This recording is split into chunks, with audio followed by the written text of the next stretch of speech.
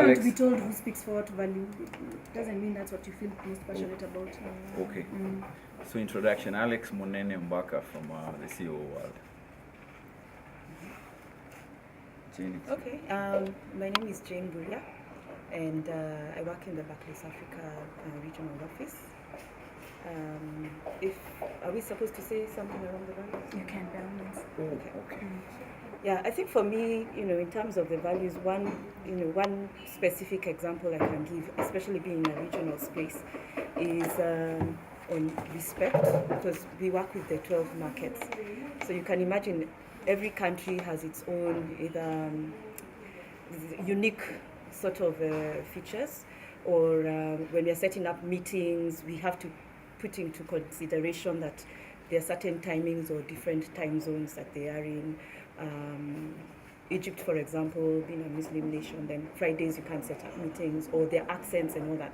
So that comes into play a lot, even in just the way we would roll out certain initiatives. So you may have a very strong point because you're Kenyan and you know how you do things in Kenya, or this is the time that works best for me, 1:30 is my lunch, so the others are 3 hours behind or 3 hours ahead. So there's a lot around that, and just keeping in mind that different countries have their unique ways of even doing things, even including getting buy-in from various excos and all that. So that really comes into play a lot in my day-to-day.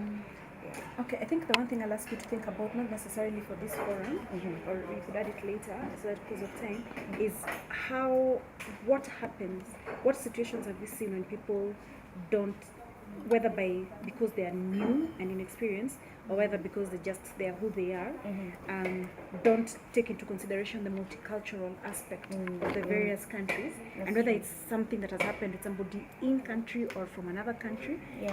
Those interactions, what has it done? Has it cost us? And how do you remedy that? What is the importance of understanding different cultures? To your point, what is the importance of keeping time? So just think about those. It will come out in your interaction, in your shoot. Yeah, sure. Yeah. We do have some examples. That's true. Okay. Also, we were meant to talk about... degree out of value. If you're ready, if you're not, we can move on. Okay, but I think what I can mention is more around excellence.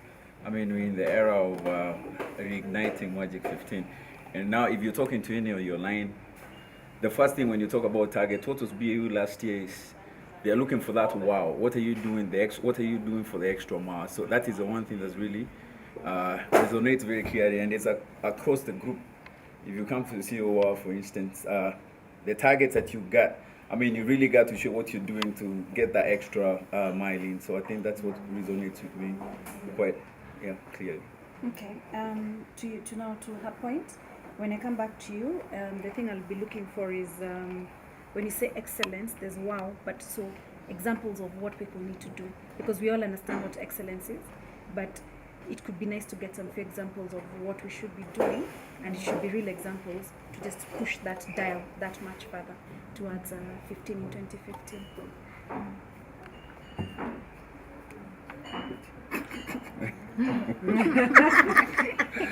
Yeah, thanks. My name is Arwagura James. Maybe just like Alex, every one of you has engaged me in a way or another. I'm passionate about all the values. But what comes out in my role is the value of integrity because of risk and control work that I do for the bank. I work in risk, specifically operational risk. And in terms of our behaviors and what is it that we can learn from, on a daily basis we see cases of honesty or lack of honesty. We see cases of sticking to procedure or lack of following procedures. And we see instances where the bank has done extremely well in rolling out guidelines, but for some reasons we do not stick to them. We also see situations where things have gone wrong, but people are not strong enough to speak up and say they think things have gone wrong. But on the other side as well, we have seen situations where, as an institution, we've made a lot of milestones in doing a lot of things so well. But again, people are not courageous enough to come up and say, we think we've done this well, and there's a learning in here. So when I think about values, it's about taking that step of faith to say, this is what I believe in. I respect what other people believe in, but for the sake of Barclays, because we have a set of values, this is what ought to happen. And we've seen that work sometimes, but there's always room for improvement. Thank you. Hi, my name is Reverend David Otieno. I'm actually a banker, clergyman with the Anglican Church of Kenya. And I also do embrace all the values: respect, integrity, service, excellence, stewardship. But what I want to pick up is on service. And because I'm a clergy, maybe that's why. Service is giving that excellent service that a customer, a colleague will cherish. And then it has to be consistent. So it doesn't have to be a good service because I respect Wagura, for instance, because he's my superior and is a close friend of mine. But I should be able to give that service to that customer who is in Mlolongo or who is in Kajiado or who is a very small shareholder somewhere. So that when he or she goes away, she takes out something and says, look, I was respected, I was given an excellent service, and it wasn't because of my circumstances, it was only because this staff, this colleague valued me and respected me. And that is service. I mean, giving yourself properly to do to somebody something that he or she will take away and be proud of it. And actually will go and tell other colleagues and friends that I was in Barclays at Gikomba today, and the kind of service I got, wow, it was overwhelming. I never believed bankers can do that. Or I never believed that could ever happen, that somebody could go out of his or her way to service my needs. Because I'm sure most of us, we are also internal customers. Sometimes we go to the bank with a lot of concerns in our head. Maybe you borrowed some money, you want to send some fees to your child abroad, and there's some deadline to be met. And it's the way that you will be attended to that you will take home. And that has happened to me even in the bank. I remember a colleague of mine who once really helped me, and it's a real life situation. I sent some money to my daughter in the US and forgot about it. But apparently it had not reached her bank in the US. And there was a hitch somewhere. And so at night she calls me and says, Dad, if this fee doesn't come in by noon tomorrow, I could be shipped back home. So imagine I never slept. And that morning I woke up and I called a staff member. And she went out of her way. She actually sat on my seat and traced that payment up to 120 Broadway in the US until it reached my daughter before the 12th noon. I mean, that's something I'll always talk about, because I say, she didn't do it to me mainly because I was a staff, but maybe I've seen quite a number of staff doing that. The flip side also is what I was talking about. Why should I only get that service because I'm a prominent member of the society? Why should I only get that service because I'm somebody people know of? And again, I'll bring that because one time I went with our staff of the physical security to Barclays Gikomba. And it had rained and the place was actually muddy, but we were helped to navigate the area by some people who live around that area. But at the moment that we reached the bank's entrance, as we were climbing over, and you know that kind of area people put all their wares on the road, so we were basically stepping over their things and getting to the bank. They were so happy with the bank service they get that we came to learn that they actually make lunch for our staff. And they make lunch for our staff. It's nothing big, but it's a kind of appreciation. We get good service from you. We don't want you to get out to this place in this wet area and walk over mud and all that. Relax, we'll bring you lunch. So you see, those kind of experiences are very good to have. Basically, that's why. Okay. Look, some people are already pregnant. Even I am wondering. I'm a clergyman, I forgetting. We will have to That's my fallback from the I heart. preach 8 days a week. Yeah, that is good. Comes naturally. 8. Yes. Yeah. He's a clergyman. He can make miracles happen. Okay, my name is Mercy Ndeti from Collections and Recoveries. For me, what resonates best is about service as well. Because generally when you talk of collections, everyone thinks that you're that bad guy in the bank who is just rude and just demanding money from customers and all. So we have a responsibility in collections to make the customer feel valued. Whether or not we're collecting from them or not, they need to feel valued, and you need to step in their shoes and understand them because some of them are not in that situation out of their own liking. So you need to understand them and still wow them even when you're demanding money from them. And actually, experience has shown us that once you do that, those customers become the most loyal customers thereafter that experience. So the flip side of that is where we see people passing the buck. A customer calls me, instead of me sorting them out and then I'm left with our internal issues, we end up looping the customer in our internal issues. I tell the customer, no, that one is being done at Queensway branch. Just go to the branch and it will be sorted out from there. That's not for me. So we need to have where we own it, deal with the customer, let the customer be satisfied, and then we are left sorting out our internal communication issues and networking issues until the customer is okay. I like that one because I know it. I keep telling people, don't bring your back end to the front end. Yeah. When you see TV, when you watch TV, when you watch news, you see Lilian Muli looking so beautiful. The wars that are literally going on behind her as she's reading news. Literally, you have no idea. I agree with that because even when you look at, I usually give this example.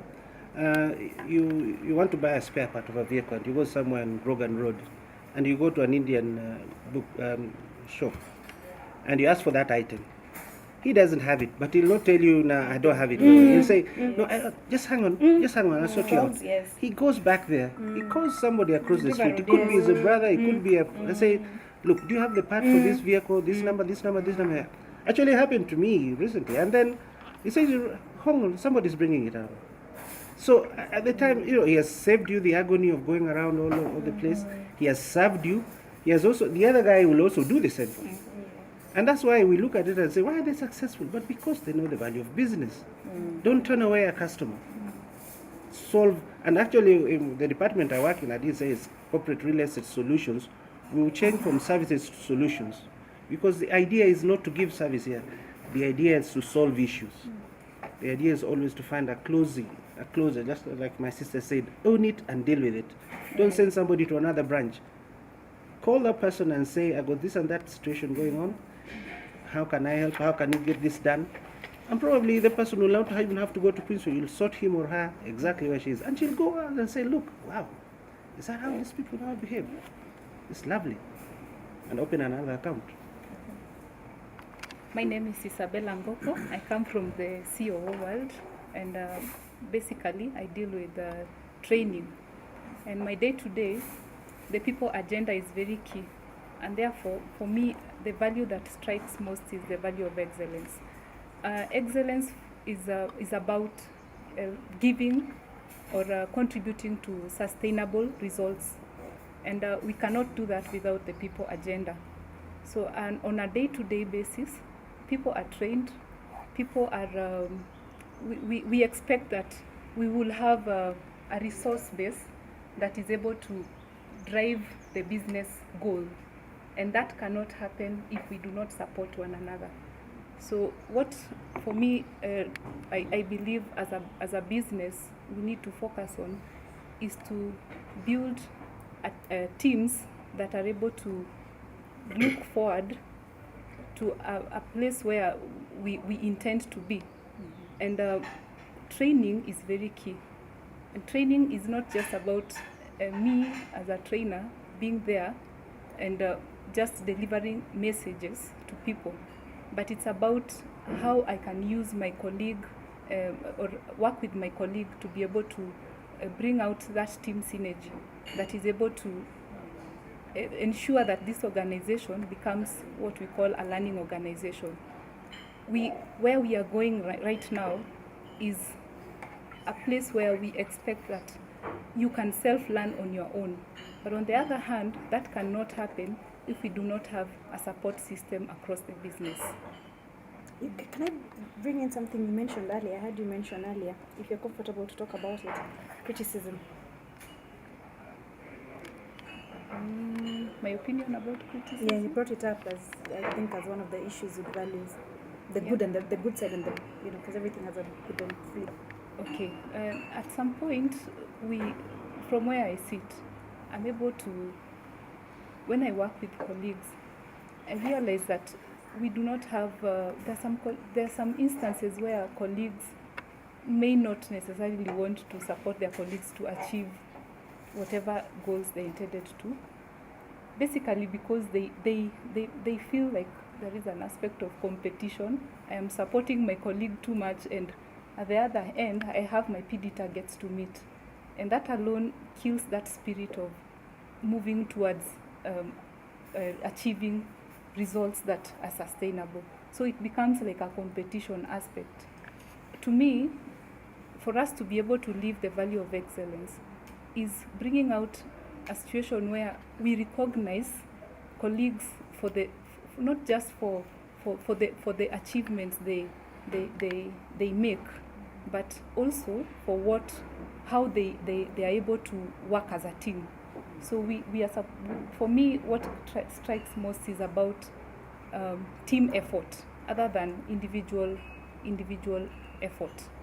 At the end of the day, if this business will reach that go-to bank, they will need to find a way on how to bring or align performance to a situation where we are able to reward team effort as opposed to just individual effort. But I think also when you look at criticism, the way we pass the criticism really makes or breaks a person. Because if anything can happen, I mean, even at home, yeah, something wrong can happen. But how you pass that message, how you give back your feedback to your colleague on how to sort it out so that it doesn't happen the next time really matters. Because it can be like, if I say it aloud when everybody else is listening, one person might be so demoralized that you're like, every day you come, you're like, anyway, it's always me. Well, it's just one mistake that you did, but the way the feedback was given back to you has changed you. So criticism is it's a very serious thing, and each individual, whether you're a line manager or you just, if you're not a line manager, you're what? Kawaida. Yeah. Whichever way whether you're passing, whether the feedback is down, up, or up, down, it needs to be given well. That criticism needs to be given very well. Another thing I can add is about criticism. We have seen situations where ideas don't pop up because of fear of victimization. In most cases, in meeting setups, someone may come out with a very, very, very unique idea, or it may also sound very silly at the start, but the way it is handled will determine if we would move to the next level.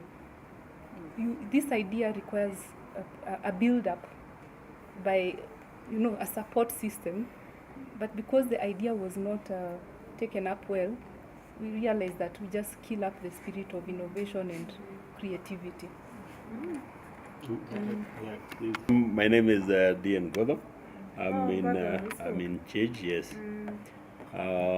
And like she's saying, so it's like when we are looking for the value of stewardship, when you're doing some things, suggestions, some tend to erode probably somebody's possession, and they will not be very happy to welcome an idea that will do that.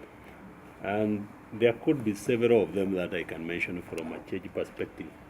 When we come to mention like the number of accounts that we are having, and we are charged by the vendor per account, if you suggest that you kill some of the accounts, then it will be eating on a portfolio.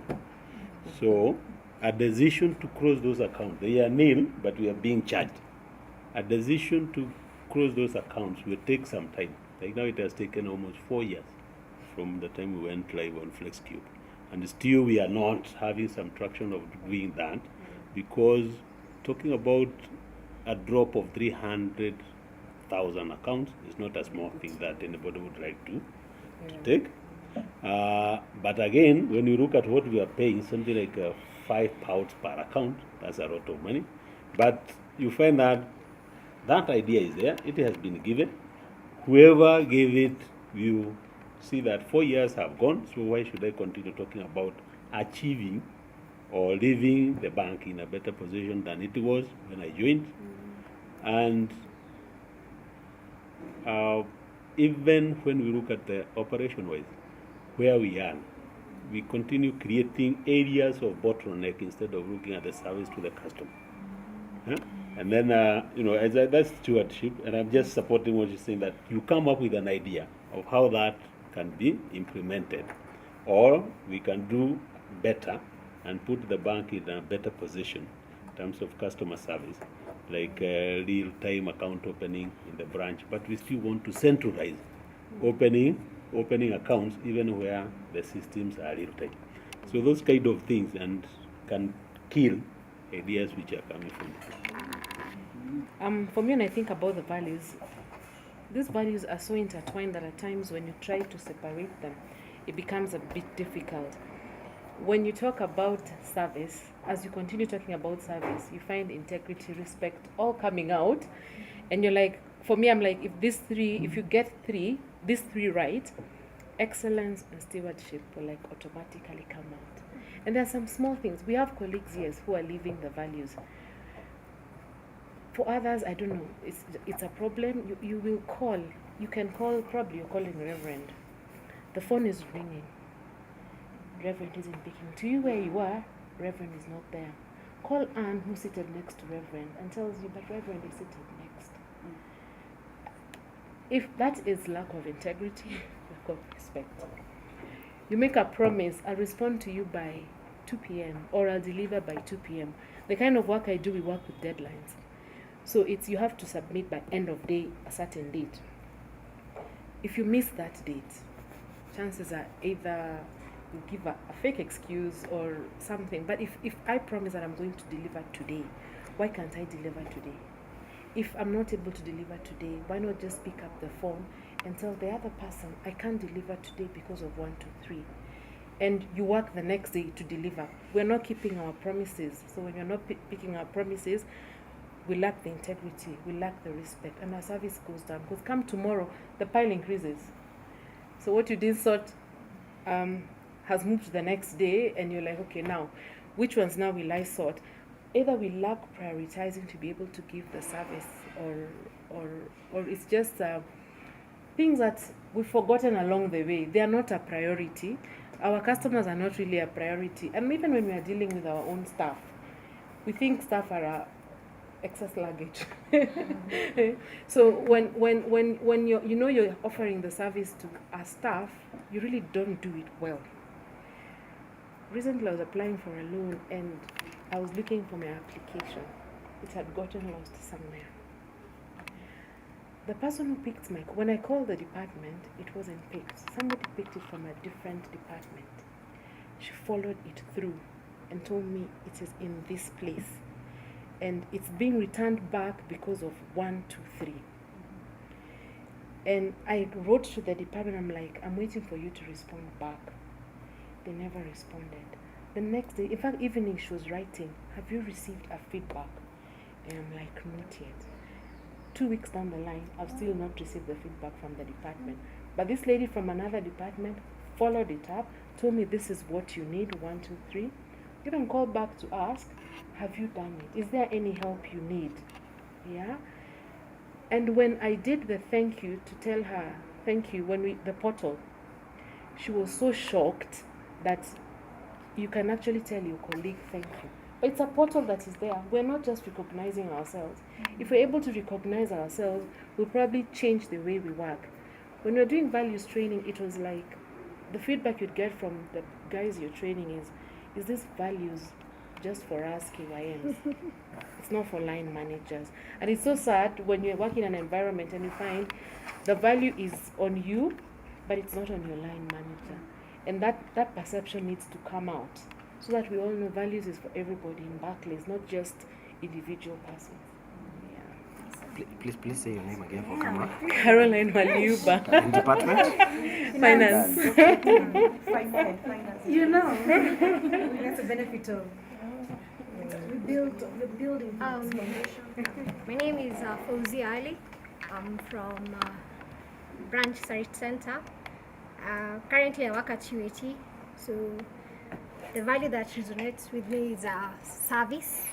Being at the branch, you have to deliver excellent service at all costs. Whether your system is working, whether you are moody, whether you are cramping, whether you fought with your husband, that is TMI for the customer. You leave the baggage at the door when you come into the branch. So for you, you ensure that you deliver the service as the customer expected. Excellent at all times. So for that to happen, I have to get things right the first time. I don't have to have to do things repeatedly so that I get things right. If my customer says you need to cover this, you cover. If the customer tells you do this, you do. There is no way you'll be doing things for yourself and not for the customer. So you get it right for the customer. Don't get an RTS because you'll be wasting time for that customer, not yourself. You've wasted your time already by getting that RTS, but that customer waiting at the other end, you're wasting their time. They'll leave. They'll get the product from the other banks. We are like so many banks, 46 or more in this market. So they'll move to the other market. So basically, we need to understand the customer. When you understand the customer, you understand what they need. When you understand what they need, you will deliver without having any RTS, without having repeat callbacks. Oh, what did you tell me? Understand the customer, understand the need, deliver what they want. Then put yourself in the position of that customer. Empathize, sympathize with that customer.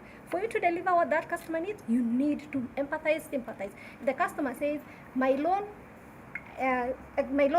account is closed, but these funds are pending. You don't tell the customer, oh, by the way, NRCT, TMI again. That's too much information for that customer. Call RCT, follow it up, get the money for the customer.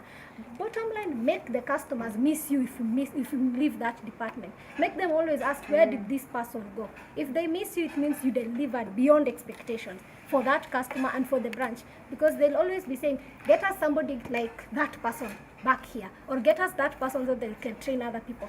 Get them to miss the service we are giving. Yeah, that's mine. Yeah, Willie Masharia from the CEO's office and change department. The values are the things that make us human beings. And when I first heard about the values, it just reminded me of the 10 Commandments. I mean, when creation came on to being, and God commanded man, for those of us who are Christians and other faiths. And when you look at them, you talk about respect, integrity, service, honesty, and stewardship. And when I first heard about them, the first thing that I did was to inculcate them within my members of the family, because I needed to ensure that we are all moving together. Now, besides that, then comes the bank, comes the wider community, comes even our stakeholders, our customers, our everybody. And they are so little in life, and they guide our spirit. But one thing that really keeps me awake at night is the value stewardship. This is where we leave things better than the way we find them. And critical to note is that Barclays, of course, has been around for more than 300 years. Wow. I mean, the first guy who came up with the idea of Barclays, today if he was to come in, what would he find? And this makes me feel like everywhere I go, I talk about stewardship and ensuring that we practice it. And one of the things that I have done and which I have inculcated into people takes me through the issue of building talent and capability. Obviously, my background attests to a lot of training years, building talent and capability. But every day, it's just a question of asking yourself, why are you leaving the bank? Was it better yesterday, and would you want it to be better even today? And in spite of the challenges that we go through, and comparatively with the competition, some people will find when the results are announced, where is Barclays? Now, ordinarily, you find some of our colleagues on the flip side saying, tumepigwa, right?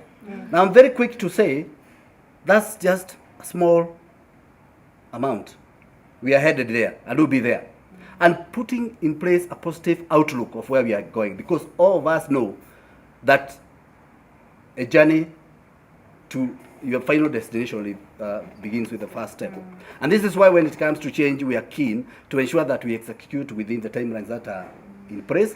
And where you find challenges, you turn them into opportunities by having a very positive message to your people, to everybody you interact with. And finally, in terms of my life, I talk very positively about Barclays. You find me adorned in Barclays t-shirts wherever I go, including churches. The other day I was asking whether I could be given a chance, really to talk something about what we do, all right? Ordinarily, for those of us who have been in the retail field, this is not new to us. There was a time we had even to announce in churches, and I was there in Machakos, to tell guys we need colleagues to come in and join us to do sales. And that in itself helps us to live things better than the way we find them. The MAD events that we know of, which is a global thing. The Prosper program. I mean, everybody knows Barclays has been there. And we have made communities, businesses prosper. And it's all about looking at what you do today to ensure that you leave things better than the way you find them tomorrow. Small things like even switching off the lights as you leave the office doesn't require any tweaking. And that small cost that you save on as something that is so basic looking goes miles ahead in leaving things better than you find them. Then the colleague agenda. How do we make sure that we are leaving people better than the way we find them? By constantly engaging them, giving them positive feedback. It's not a question of whip, but it's a question of embracing the EEC model in giving and receiving feedback. That is, whenever things are going right, take a step of faith and ask the colleague, yes, I can see you are doing well. This is what you have been able to achieve today. Continue doing this. The impact is that we are headed for Ignite 15. And when things are not going on well, you do not whip the person. You again take a step further and tell the colleague, yes, I noticed that today things were not looking so good. The impact on that is that we may lose out on our Magic or Ignite 15. And I would like you to advise me on what support you require for us to change the trend. Now, looking at the two situations, you still maintain the stewardship agenda in your mind. So they all resonate to all of us, critical things that we have, but it's how we embed them across. Thank you. Thank you guys so much. Wow. And actually, talking about stars, she's one of the great stars I can talk about. The whole of last year, we were, like fighting really to get a budget for pitching. Pitching is one of the actual activities that we run with from customer service. And I can tell you, it was an uphill task in terms of the various approvals that you needed and all. Carol, I think you came on board like this year in February, if I'm not. And I can tell you within a couple of weeks, we had an approved budget. It's not like she let the process easy. She asked the hard questions, but I can tell you she worked with us to ensure that we got the approvals we needed. We got the stakeholder engagement that we needed in terms of what are we going to do with the budgeting book. And within a couple of weeks, we now have an approved budget of, I think, 30 million, if I can, talk about it, 30 million for pitching. And that's why some of the ideas now coming on the platform are quickly being deployed. So thank you, and it's good at least in such a forum. I can also mention something, and this is about Isabella. The right time to say the first time I met Isabella, actually, we were rolling out our values training. So I had been paired up with a member of the CMC for this training. And we were doing it at the Kenya Bankers. I'd never known Isabella. And obviously, we went to the office, we arrived, and of course, you'll find a number of people who you go to take training to. And that particular day, this CMC member had actually called and said, been caught up in the traffic, is going to be late. So already, you're apprehensive. I'm going to meet 2-3 dozen staff, and I've got to wait for the big man to come and break the ice and all that. So, and I had not even set up. And as you know, for you did, all of us who did the values training, particularly when it was easy to be trained. But when you're training our people, it was something else. So Isabella just came in, set me up, set the system and told me, look, by the way, she was not only setting me up, she was setting up the other team, which was on the other side of the room. So she said, in case you get stuck, I'll be back. And so, and so I was able actually to start the training. Piton and the thing came in, and then I picked on and started, and it went on. And luckily, then in time, the member of the CMC came and also picked up from me. So you see, that was very important because, as you remember, when we were rolling out the values, it was quite a big thing, and it was quite a big agenda, and it was not on script. So it had to be the way you perceive the values to be, and the way we are talking about values here. And sometimes you needed some divine intervention to know that you're saying the right thing. These people are going to go out with something you've told them, and probably they may take it, unfortunately for somebody like me, as a gospel truth. So it's got to be right. It's got to be right from the beginning. And that person will just come and make your life a little bit more easier, and then you're not like that and you're frozen with eggs on your face and you're talking something else. Because we must also be aware that all the people we're training are also well-grounded individuals, colleagues, well-educated and all that. And this is a big agenda that we're putting through. And that's why I think we're here, because we're finding out how far have we gone, how much further can we go. And that's what value is all about. We get it right sometimes, we don't get it right sometimes. But then it's how you perceive it, how you move along with it. And when you get somebody who can help you put it through, it goes on well. Wow.